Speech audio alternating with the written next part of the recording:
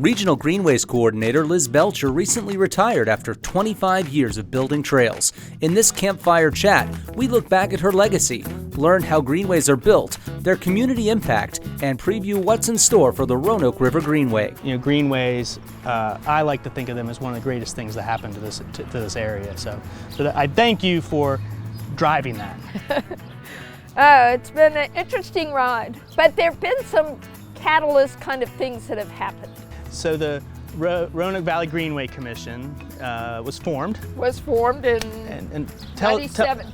Tell us who's part of that organization.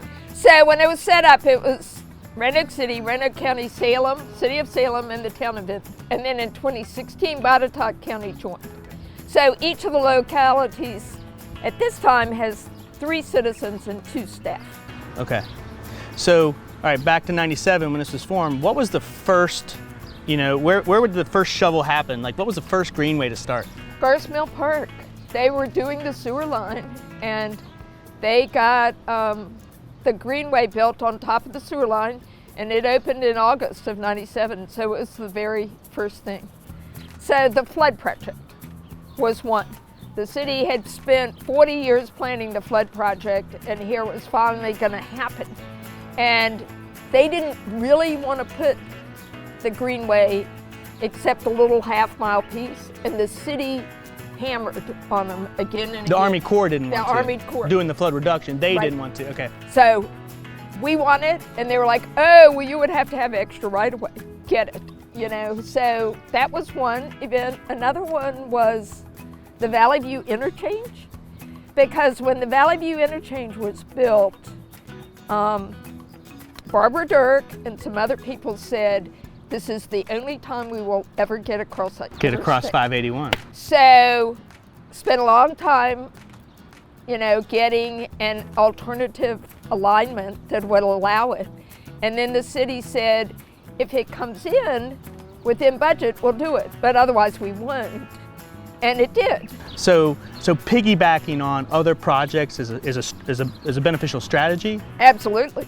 So in that case, we got a bridge across interstate, and now that they've replaced that bridge, we got our own separate bridge. So, which is, how many interstates can you go down and see a sign that says Lick Run Greenway? Yeah, it is cool. It is cool to have your own sign. It is cool. So that was an interesting. Makes me want to ask you, what has been like your most challenging greenway? Does anything stand out as like? Well, Roanoke River is challenging. Okay. Certain pieces, we've still got at least 1 or 2 pieces that got right-of-way challenges. We've got one piece that just kind of is finishing right-of-way right now and should go to construction this summer, which is on the west end by Green Hill. But right-of-way is always the most challenging, and Roanoke River being the longest. Jeannie grants you a wish. What is your wish for the greenways? I guess my wish would be to have Roanoke River connected all the way through, from Green Hill to Explorer Park, and then we're going to have the easiest marathon on the same day as the hardest marathon. And they can just run from Green Hill all the way to Explorer Park downhill, most of the way because it's downstream, but then they got to run up to the Visitor Center to hit 26 miles. So from Green Hill Park all the way to Explorer Park, how many miles are we talking? 25 miles. 25 miles. So that's why they got to run up the hill to the Visitor Center to finish. Is it fair to say that a lot of other communities look at what has happened here in Roanoke with the Greenway system as a model for what can be done in their communities?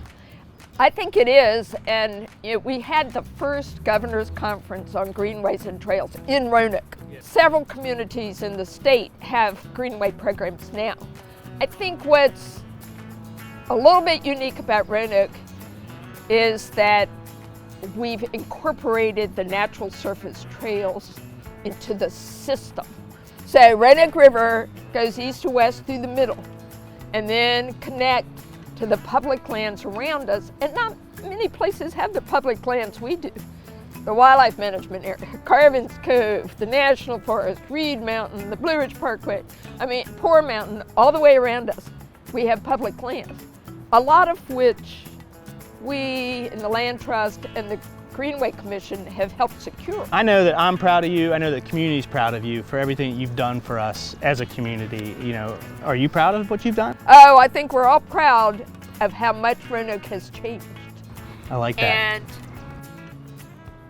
I get to take a lot of credit because I'm sort of the figurehead, but it's a lot of players, and it's the local governments and the Greenway Commission and staff people, and it's an evolution. Yeah. It has evolved.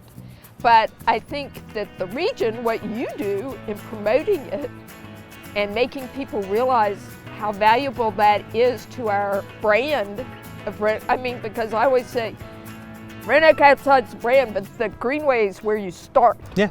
Don't come to McAfee's Knob until you've done the Greenway. We want you to learn to walk. Well, that goes back to why it's an equalizer and a gateway. It's a great starting point for everybody. It's a great starting point, helps people get in shape, and it's close to you. It's in town. All right. You know, it doesn't take very long to get I know. So if you, one last question, Liz, how are you spending your retirement now? Oh, I'm going to volunteer and build trails. Build trails? It's a tremendous amount that goes into this. You know, our community owes you a debt of gratitude for how far you've gotten us in the Greenways. I really look forward to the next decade going forward to what happens with there. So thank you for coming out tonight. I really just want to encourage you to get outside, explore our Greenways, and you can visit our website, roanokeoutside.com, and really start planning your next adventure.